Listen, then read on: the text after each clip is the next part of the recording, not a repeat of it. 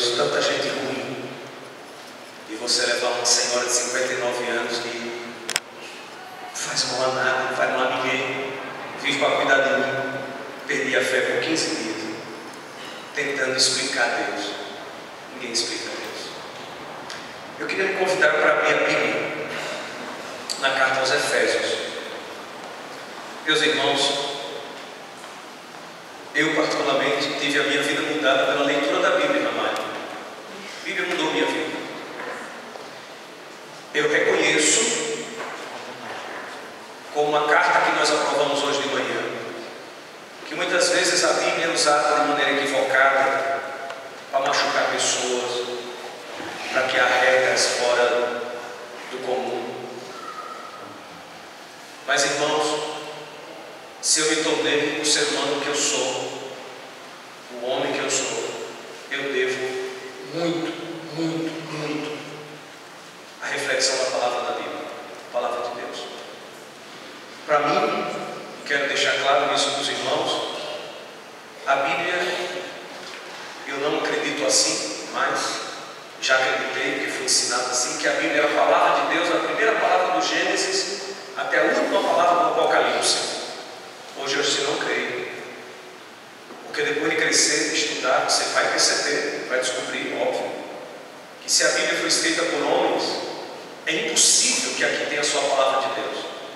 Inclusive o apóstolo Paulo, em alguns momentos escreve, ele diz assim: falo eu, não o Senhor. Daí porque a Bíblia às vezes é tão complexa, você está indo numa direção, ela muda, vai para outra direção. Nunca é bom esquecer, Carlos, Vera, que quando a gente fala de Bíblia, a gente está falando de biblioteca, não é? A gente está falando de 66 livros escritos por pessoas diferentes. Alguns livros, Júlio, foram escritos assim, em distância do outro, coisa de 100 anos. E onde está a palavra de Deus? A palavra de Deus, ela está exatamente por trás desse cascalho, chama de cascalho, que é a palavra dos homens. Então o desafio, quando a gente lê a Bíblia, é literalmente fazer como um garimpeiro. O garimpeiro pega aquela espécie de bacia e ele joga no rio, e ele então levanta, e ali ele começa a fazer o quê? Garimpar, ou simplesmente chacoalhar. E no chacoalhar, o que for refúgio vai embora. O que for metal precioso, é mais pesado, vai ficar no fundo. Aí entra uma segunda etapa, porque existe uma coisa chamada ouro de tolo. Alguém já ouviu falar disso? São algumas pedras que brilham. E uma pessoa que não é especialista é capaz de pegar uma pedra preciosa e jogar fora, e ficar com uma pedra sem valor nenhum, ou ficar com um pedaço de minério que vem ali brilhando, achando que é ouro. Então, no fundo, a leitura da Bíblia, ela é simples e ao mesmo tempo ela é complexa. Mas eu conheço, Cássio, uma coisa que é assim, simples e complexo. Você sabe o que é? A vida. A vida, ela é simplérrima e ao mesmo tempo é o quê? Hipercomplexa. Não existem duas pessoas iguais. Mas que loucura! Cada ser humano é um ser humano ímpar, não tem outro igual, espetacular e assustador ao mesmo tempo. Mas veja que coisa linda também o milagre de Deus conseguir, nesse livro antigo, que vara o tempo, chegar até nós e nos colocar aqui, porque não só nesse ambiente aqui, existe um mundo de cabeças, de ideias, de pensamentos, mas todos estamos aqui reunidos em torno de quê?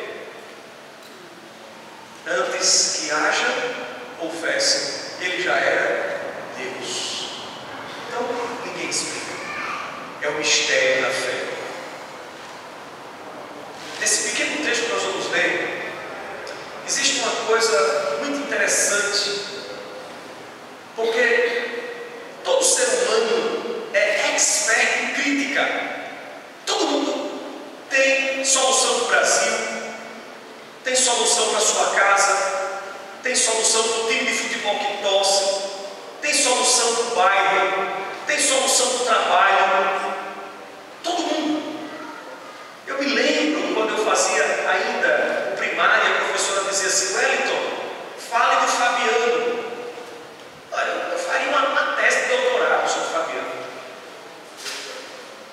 existia uma pergunta desgraçada, não sei se vocês também sofreram isso. Era coisa assim: Léo, tu fala de você mesmo. Aí eu já ia fazer outra pergunta: falar o quê? É engraçado que quando mandava falar do Fabiano, falar do Galvão, falar da Mila, falar da Abigail, eu não perguntava falar o quê. Eu já saía dizendo: não, parará, parará, parará, parará, parará. Mas quando dizia: fale de você, assim, é para falar o quê? Não, fale de você. Porque nós somos experts em analisar o mundo de fora, mas nós somos paupérrimos em analisar o mundo de dentro. Esses dias o Edson, missionário de Aparatinga, pregando aqui na quarta-feira, relembrava o Rubem Alves. Alguém já leu Rubem Alves? Eu recomendo, leiam o Rubem Alves. O Rubem Alves diz assim: engraçado, existe curso de oratória. Vocês vão lembrar disso, agora na quarta-feira dessa. Curso de oratória. O que é o curso de oratória? É curso para aprender a quê? A falar. E o Rubem Alves dizia: não, a gente já fala demais. Aí o Rubem Alves propunha, André, que a gente tivesse curso de escutatória, curso para aprender a ouvir.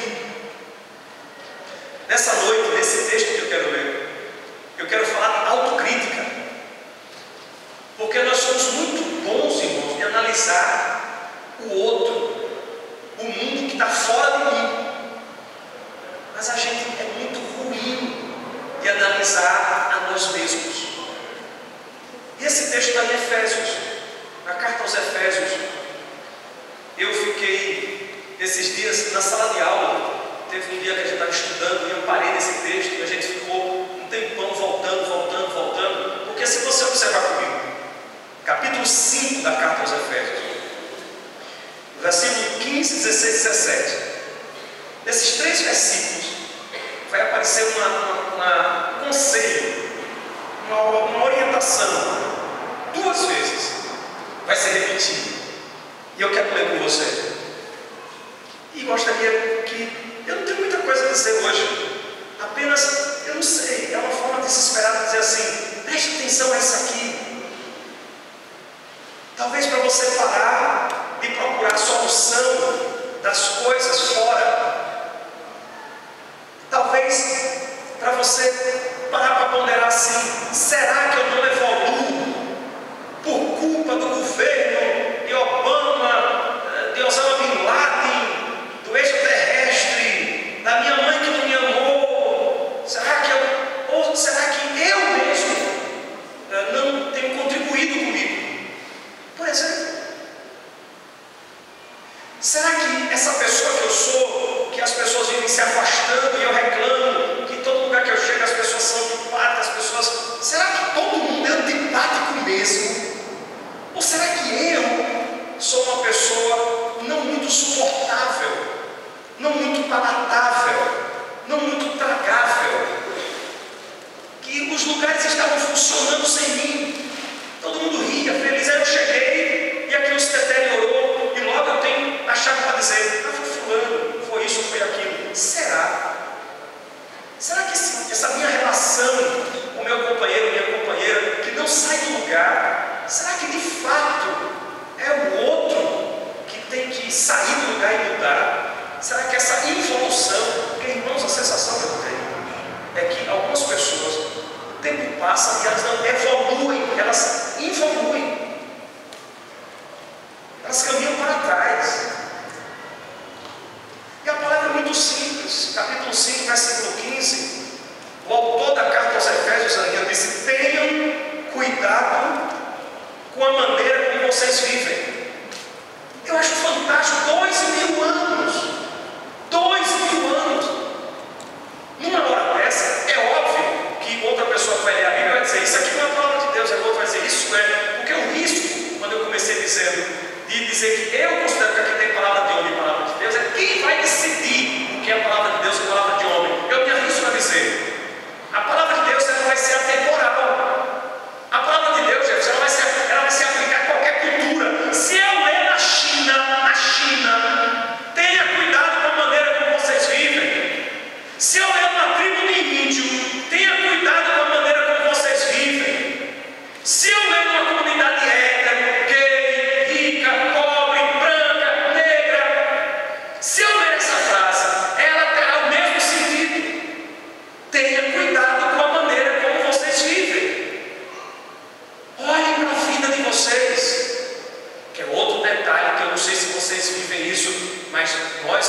Ocidente, e nós nordestinos, a gente é um pouquinho chegado na vida dos outros.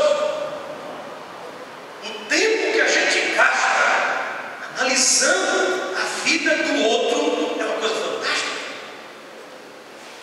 E se gastássemos analisando a nossa própria vida, mas aí o complemento está aqui. Tenha cuidado com o que, Aurinho? Para que você não seja sensata. Tenha cuidado com o que, Juarez?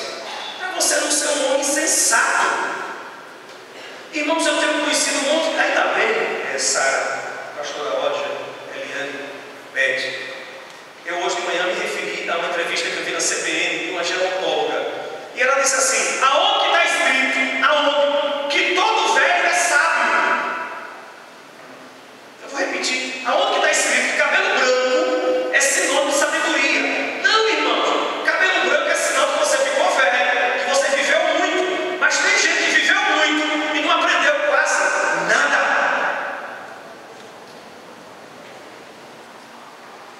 Tem gente envelhecendo e continua o mesmo insensato de quando tinha 20 anos. A diferença é que era insensato com 20, agora tem 60 e continua insensato.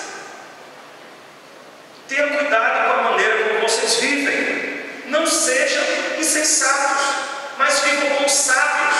Aí presta atenção ao conceito seguinte. O que é que está escrito aí? Em todas as traduções, vai mudar uma palavra ou outra, mas vai dizer: aproveite bem cada oportunidade, porque os dias são maus. E na nossa classe de escola bíblica, acho que é um domingo atrás ou dois, eu disse: o apóstolo, ou quem escreveu, ele está falando que os dias são maus 2000 anos atrás. Ele não conhecia o que a gente conhece de maldade. Ele não sabia o que era nudes. Ele não conhecia desabafo no Facebook. Estou chateado com uma pessoa. Ponto. Falei. Acabou, está sereno. Se você está chateado com uma pessoa, por que você não escreve minimamente no inbox o miserável que você está chateado? Por que você tem que botar no Facebook para sua rede de amigos toda ficar numa roleta russa? Será que é com a Cleia? Será que é com o Flávio? Será que é com o pastor? Será que é com o Moura? Será que é com a Elias? Ele nem conhecia. Ele não conhecia muita coisa. Mas há 2000 anos atrás, Rafa e Giovanna, o autor dessa carta diz: cuidado, vocês que têm 17, 18, 19, 20 anos, para não serem jovens insensatas. Aproveitem bem cada oportunidade, porque os dias são maus. E aí no versículo 17, ele de novo vai dizer o quê? Portanto, não sejam o quê? De novo, insensatos, mas procurem compreender qual é a vontade do Senhor. O que é que tem a ver isso aqui com autocrítica, irmãos? É porque muitas das situações que nós estamos vivendo, irmãos, não é culpa do destino, não é culpa do cosmos. Tem um negócio de sílvicas, né? Porque o meu Capricórnio encontrou na terceira viela do anel de Saturno, que combinou matematicamente com a equação de Roberto Carlos cantando: olha para aquela nuvem que passa. Aí quando fez essa configuração, e aí ele emendou com o Amado Batista dizendo: no hospital, na sala de cirurgia, pronto. Por isso que eu estou sofrendo isso. Por isso que nada que eu faço dá certo. É fácil ficar, irmão, de cartomante em cartomante. É fácil ficar de igreja pentecostal em igreja pentecostal atrás de profetiza, que são as nossas místicas evangélicas, atrás de revelação. É fácil ficar, me perdoe até, de terapia em terapia. A gente que faz 20 anos de terapia já pode até se aposentar pelo INSS de terapia. 30 anos de terapia. Taca, besta fera. 30 anos de terapia. 30 anos. E não tem alta. E quando sai de uma, entra na outra.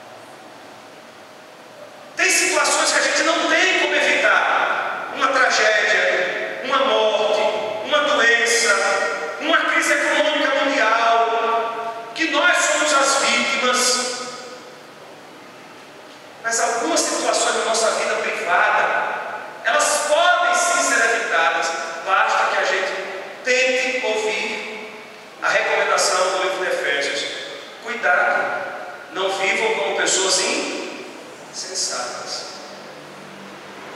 Não seja insensato, não seja imprudente, não seja uma pessoa que não tem um mínimo de planejamento, mínimo, uma pessoa que tem um mínimo de organização na vida, um mínimo. Mas, veja Lucas, porque também aqui a gente pode criar uma outra ilusão, que a pessoa que tem tudo, que a pessoa que planejou sua vida direitinho, e no acampamento dos sonhos, o pastor Marcos Monteiro falou de uma experiência de um rapaz que botou no coração assim: aos 30 anos eu vou ter o meu primeiro milhão. Como eu nasci pobre, eu não consigo nem pensar o que é isso. Mas eu tive um amigo, não tenho, que passou aqui pela igreja, um jovem, que ele botou na cabeça que com 30 e poucos anos ele seria rico. E ele chegou bem perto. O problema é que o olho cresceu demais e a insensatez o tomou, ele quase perde tudo. Então tem gente também que pode achar que não ser insensato, André, é ter uma vida, Carlos, planejada e dizer assim: não, minha vida está tranquila, eu não fui insensato, pelo contrário, eu sou uma pessoa muito organizada. Aí dá outro detalhe: quem vive só para si é um insensato aos olhos de Deus. Quem planeja a sua vida, Júlio, só pensando no seu umbigo, é um insensato aos olhos de Deus. Porque nessa bodega chamada mundo, nós fomos chamados para viver em grupo, em bando, em comunidade. E o seu planejamento pode ser muito sensato, mas se ele só contemplar a sua casa e os seus, ele é um planejamento aos olhos de Deus insensato. Eu queria que você lesse comigo Lucas capítulo 12.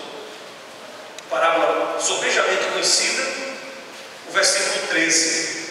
Por favor, me acompanhe.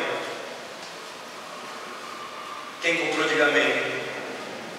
Alguém da multidão disse: mestre, diga meu irmão que divida a herança dele comigo. Jesus respondeu: homem, quem me designou juiz ou árbitro entre vocês? Então disse: cuidado, fique de sobreaviso contra todo tipo de ganância. Cuidado, tenham atenção contra todo tipo de ganância. Enquanto as igrejas tentam controlar a sexualidade das pessoas, a ganância e a avareza têm transformado crentes em monstros. Uma frase que a pastora Ódia disse, que a pastora Nancy Cardoso falou agora no encontro, que eu lamentei, mas ela tem razão. Ela diz: nós somos, abre aspas, em vez do cristianismo evangelizar o capitalismo evangelizou o cristianismo. E muitas das nossas igrejas que crescem, que ganham almas, no fundo, são empresas. O dinheiro manda. Se o dinheiro disser que isso é pecado, no outro dia é pecado. Se o dinheiro disser que não é pecado, no outro dia não é pecado. Digo-lhes porque nós somos uma igreja, na maioria do tempo, feliz. Eu, pelo menos, acho que a igreja do Pedro é uma igreja de boas, feliz, adepta do egoísmo, está tranquilo, está favorável, como diz Alexandre.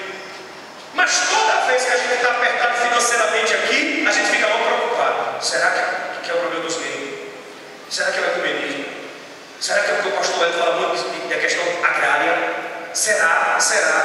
E outro dia eu perguntei para a diretoria: então quer dizer que se a gente estivesse nadando em dinheiro, estava tudo certo? Percebe como um termômetro não é necessariamente se Deus está grávido, mas é se a gente tem ou não tem grana.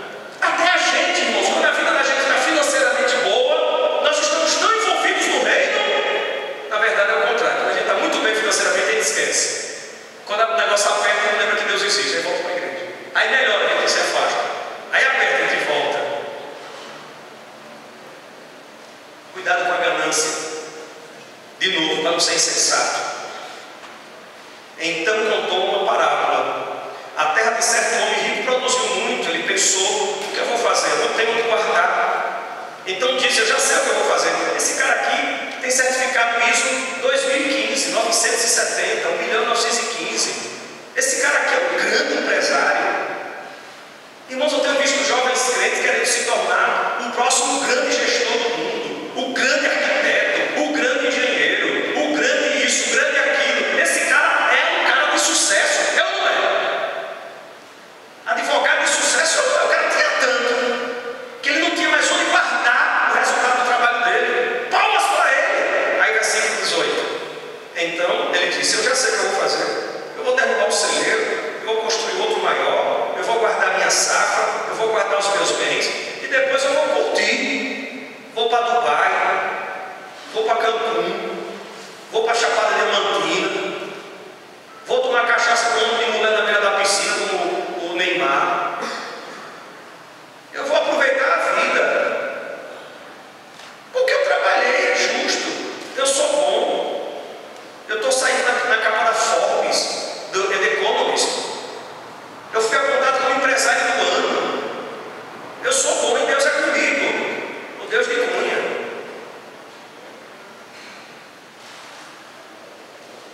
Eu vou dizer para mim, cara, aproveite. Contudo, Deus vai dizer: insensato, essa noite a sua vida vai ser medida. O que você preparou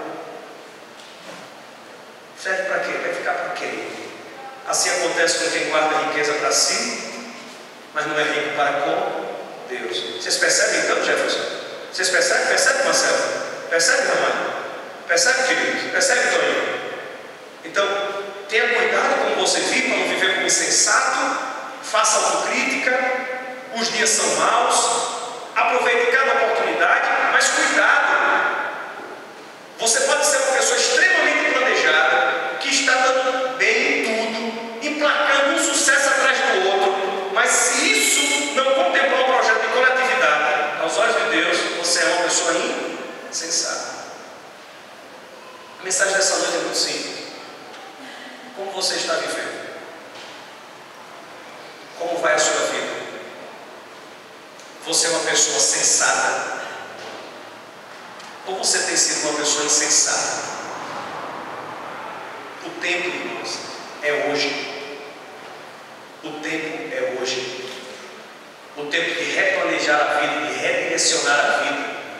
O tempo de dizer: Deus, me dê um projeto digno de se chamar pelo seu nome, é hoje. Concluo. Tenham cuidado de vocês mesmos. Primeiro conselho dessa noite: parem de gastar tempo olhando a vida dos outros. E sabe por que eu estou dizendo isso, Lúcio? Para mim, porque o ódio testemunha o quanto eu adoeci, o quanto eu envelheci, o quanto eu ficava mal, dizendo: porque o outro faz isso e dá certo, porque o outro, porque só pega no meu pé, porque pepe. Aí ela, com muito amor e paciência, diz assim: se você não quer, então mude, faça o que os outros fazem também. Pronto. Aí eu me calei. Sai do lugar da vítima e assumir o lugar de autocrítica. Tenha cuidado com você mesmo. Segundo, tenha cuidado com você para não viver uma vida de insensatez, porque os dias são maus. Aproveite bem cada oportunidade. Ninguém pode culpar ninguém por não ter aproveitado as oportunidades que Deus lhe deu. Ninguém pode culpar ninguém pelas oportunidades que Deus colocou na sua vida e você não aproveitou. Mas cuidado para não ser insensato e discernir a vontade de quem? De Deus. Porque uma vida, Flavinha, sensata aos olhos do mundo e do capital, nesse momento, é gente que nem tempo para se coçar tem. É gente, irmãos, que tem sucesso, a vida conjugal se acabando, a vida emocional se acabando, a vida se acabando em nome do trabalho, em nome da produção, do brilho. Mas eu fui citado na revista Saladas, que vai ser a última revista Saladas. O meu hotel foi colocado como primeiro da lista, grande merda. A minha festa foi citada pela socialite Rabugenta Spin. Vai pro inferno, irmão. Crentes, Marcelo,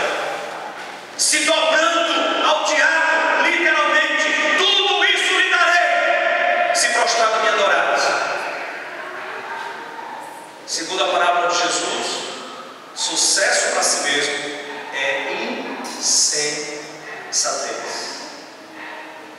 Sucesso sensato é sucesso que me abençoa, mas que gera algum tipo de bênção para os outros.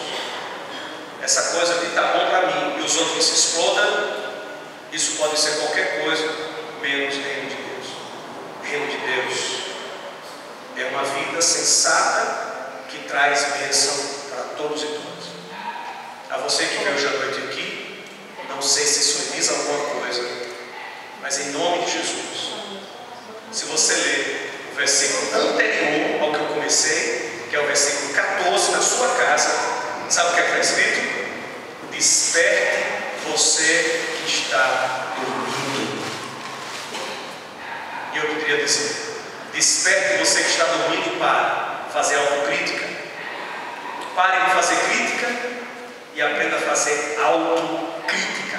Não é onde mamãe errou, não é onde o meu marido, minha companheira, o meu companheiro erraram, é aonde eu estou errando, aonde eu posso melhorar, para não copiar histórias de insensatez e reproduzi-las. Isso não é maldição hereditária, isso às vezes se chama preguiça de ter coragem de trabalhar, de enfrentar. Quero lhe convidar para ficar de pé. Queria que a gente desse as mãos para a gente orar nessa noite. Eu pensei em fazer um apelo, mas decidi não fazer, porque existem momentos também que algumas coisas são muito privadas. Por exemplo, eu faço um apelo assim: quem aqui está vivendo uma vida insensata? Aí vem a mulher aqui para frente, acabou a noite, acabou a semana, o marido, você foi para ver por quê? Que insensatez é essa? Eu estava pensando nisso. Tem alguma coisa aí. Levanta o filho, a mãe, o amigo. Aí tudo que eu estou falando, você vai levar a tua vida, se foi. Então, em nome de Jesus, nessa noite, guarde isso. Tenha cuidado de quem? Tenha cuidado de quem? De você mesmo. Tenha cuidado da sua vida. Segundo, tenha cuidado da sua vida e não viva como uma pessoa insensata, louca, imprudente. Terceiro, tenha cuidado da sua vida, não viva de forma insensata, aproveite bem cada oportunidade, porque os dias, e olha que ele está falando de 2000 anos atrás, ele não conhece o desastre ambiental de Mariana, ele não conhecia a ganância do capitalismo que transforma tudo em carne de moer, tudo. Religião, política, lazer, tudo caindo na mão da máquina do capital, vira objeto de moer. Tenha cuidado de si mesmo, a não viver uma vida insensata, apenas focado em você. É a mensagem que eu queria deixar nessa noite. Simples, objetivo, mas eu tenho certeza no meu coração: se eu tiver cuidado para não levar uma vida insensata na moça, se você tiver cuidado para não levar uma vida insensata, e se juntos nós nos esforçarmos para sermos uma igreja sensata, mas sensata dentro da perspectiva do reino, nós vamos gerar saúde e não doença. Em nome de Jesus, Senhor, Tu conheces o coração de cada um e de cada um.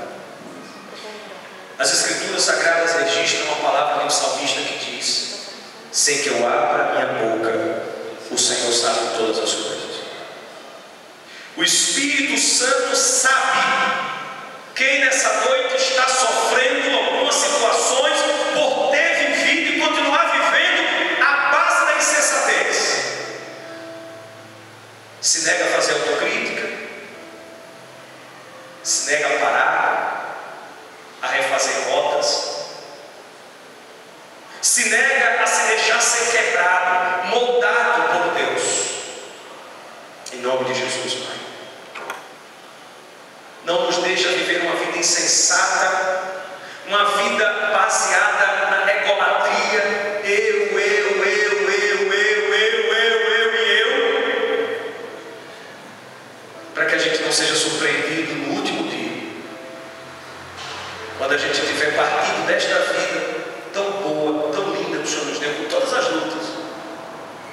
e a gente não correu o risco de ouvir do Senhor: cara, você viveu de forma tão insensata que tudo que você fez não ficou para nada, não serviu para nada.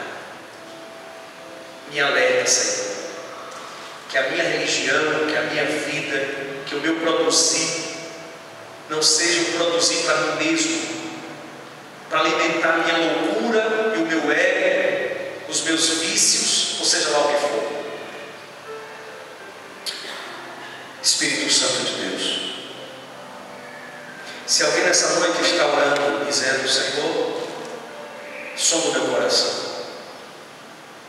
Se alguém nessa noite está fazendo autocrítica corajosamente, no silêncio da sua alma, que o Senhor possa tocar, que o Senhor possa ajudar essa vida a sair daqui nessa noite como início de disposição, de revisão da rota da sua vida. Ajuda-nos, Senhor, segura nossa mão e não nos deixa só, um minuto que seja, em nome de Jesus. Amém e amém. Dê um abraço para o seu irmão. Estaremos aqui quarta-feira com o culto e sexta e sábado. Mas se você quiser ajudar, venha trabalhar. E olha, venha lanchar com a gente aqui agora. Cada lanche que você consumir aqui,